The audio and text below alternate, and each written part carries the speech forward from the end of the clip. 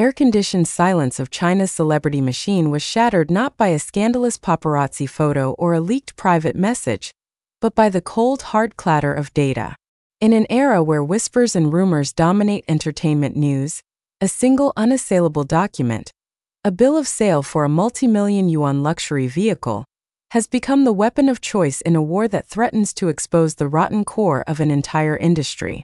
This isn't a story about a simple misunderstanding. It is a chilling narrative of alleged fraud, breathtaking betrayal, and a young woman's fight for autonomy against the very system that built her. And it all started when fellow actress Lu Yuning, a woman once seen as a mere colleague, decided she had seen enough and unleashed a digital bomb that is still detonating across Weibo. Just as the digital mob was ready to paint Zhao Lusi as an ungrateful diva squandering her wealth on extravagant toys, a second, more devastating wave of information crashed onto the shore of public opinion. Lu Yuning, in a move that defied all professional protocol and sent shockwaves through every talent agency in Beijing, didn't just hint at a conspiracy. She delivered a prosecutor's dossier. With the precision of a whistleblower and the fury of a betrayed confidant, she published a trove of evidence that allegedly points not to Zhao Lusi's greed, but to a breathtakingly audacious scheme of identity theft and financial malfeasance orchestrated from within her own management team. The question instantly transformed from "why would Zhao Lusi buy such an expensive car?" to the infinitely more sinister, "who else has they done this to?" But the true earthquake, the moment that separated this scandal from every other celebrity gossip flare-up, was Zhao Lusi's response. It wasn't the carefully worded, lawyer-vetted statement the public expected. Live streaming from an undisclosed location, her face stripped of the usual glamour and etched with a palpable mixture of rage and profound hurt, the nation's sweetheart didn't just issue a denial, she declared war. Her clarification was a raw, emotional testimony that confirmed every worst fear about the hidden exploitation in the entertainment world, implicating her handlers in a web of deception so normalized they never dreamed she would, or could, fight back. She wasn't just clearing her name. She was tearing down the entire facade. The genesis of this firestorm lies in what seemed, at first glance, to be a trivial piece of gossip. Last Tuesday, the popular entertainment gossip blog Entertainment Hot Patrol published a blurry photo of a brand-new limited-edition Rolls-Royce Cullinan being registered in a high-end automotive dealership in Shanghai. The post, coyly titled, "Which top goddess is the new owner of this 8-figure ride?" sparked the usual frenzied speculation. Within hours, digital sleuths cross-referencing the license plate application data with dealership employee whispers landed on a name that sent a jolt through the fandom: Zhao Lusi. The narrative wrote itself. Zhao Lusi, the beloved actress known for her girl-next-door roles in massively popular dramas like Who Rules the World and Hidden Love, had apparently succumbed to the worst clichés of fame. The car's price tag, estimated to be well over 10 million yuan, approximately $1.4 million USD, was seized upon by critics and jealous netizens alike. Comment sections flooded with accusations of extravagance and a loss of touch with her humble roots. So much for the relatable actress, one top-voted comment on Weibo read. Another one who gets famous and forgets where she came from. Disgusting. The hashtag Zhao Lusi Rolls-Royce began trending, dominated by a mix of shock, disappointment, and vitriolic envy. Her agency, a powerful player in the industry known for its stable of A-list talent, remained conspicuously silent for the first 24 hours. This silence was interpreted by many as a tacit confirmation. The story gained momentum, picked up by major tabloids and entertainment news shows. Pundits began debating the ethical responsibilities of young celebrities and their spending habits. The backlash was swift and severe, threatening to tarnish the carefully cultivated image of authenticity that Zhao Lusi and her team had built over years.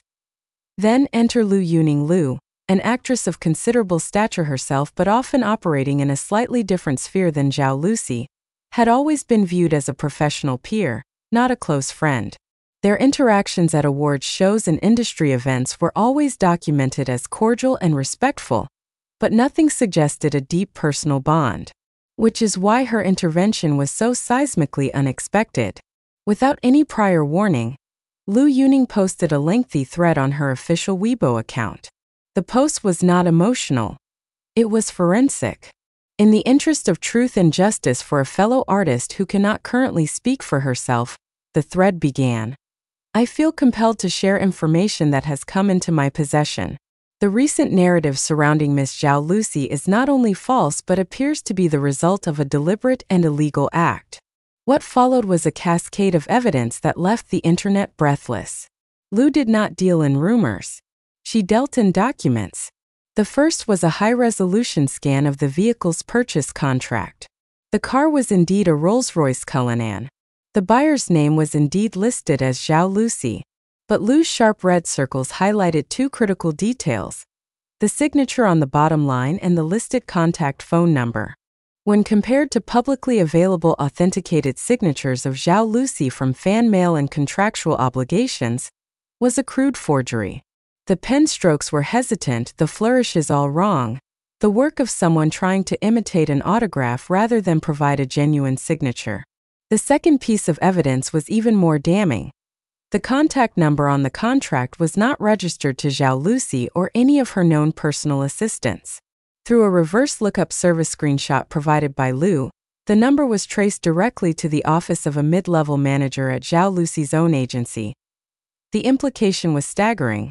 The agency, or someone within it, had allegedly orchestrated the purchase of an astronomically expensive car in their client's name, without her knowledge or consent.